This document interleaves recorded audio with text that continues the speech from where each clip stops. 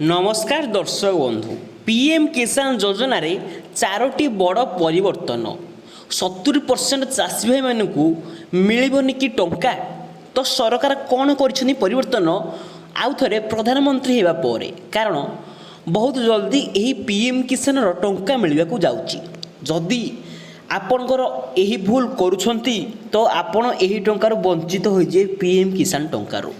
तो दर्शक बंधु कौन सरकार नुआ रूल रेगुलेशन लागू करसतु यही भिडियो जाना एणुक भिडियोटी को आप शेष पर्यंत देखूँ ता सहित चैनल को जब आप प्रथम थर पर आसते तेज आम चैनल को सब्सक्राइब कर पाखे बेल आइकन को ऑल कर रखि था जहाद्वारा प्रत्येक दिन एपरी आसुवा सरकार लाटेस्ट न्यूज अपडेट आपड़ सर्वप्रथमे पाइपर।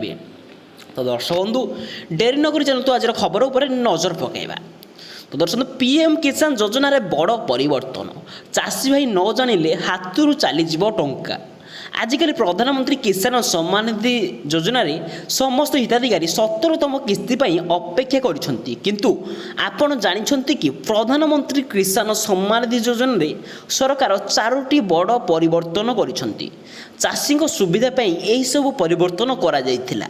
तो कौन होइछि परिवर्तन आसंतु एही वीडियो देखिबा किंतु संप्रति प्राय 70% कृषक यही परिवर्तन गुड़िक बाबद अपडेट नहांती जो से बाबद जानिबा निहाती जरूरी।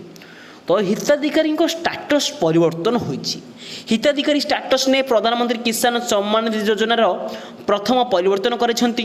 वर्तमान हिताधिकारी माने केवल स्टाटस माध्यम संपूर्ण सूचना पाई परिबे किस्ती आपण अकाउंट को आसीबो कि नाही से विषय रे आपण मध्ये सूचना पाई परिबे।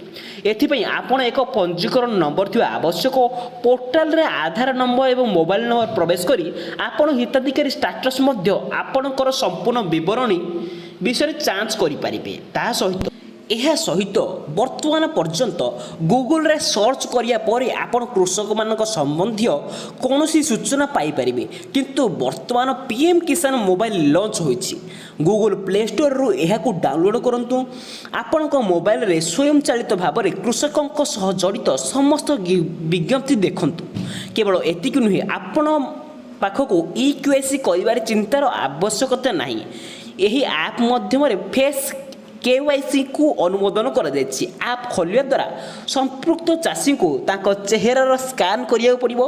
एहा पर संपृक्त चाषी को ई-केवाईसी स्वयं चालित भाव में विचार करा जिवो एवं संशोधन प्रक्रिया आपण एही द्वारा भी करि परिबे। तो दर्शक बंधु आमको आपण निहाती कमेंट करी जणा पीएम किसान आपन केततम किस्ती पाइछंती ता सहित आपन जदि 13तम किस्ती पाई नांती तबे कोन करले पाइबे मु आपन को नेक्स्ट वीडियो रे कहि देबे। एनु करी आम चैनल को सब्सक्राइब करी पाकर बेल आइकन को ऑल करी रखितांतु। धन्यवाद।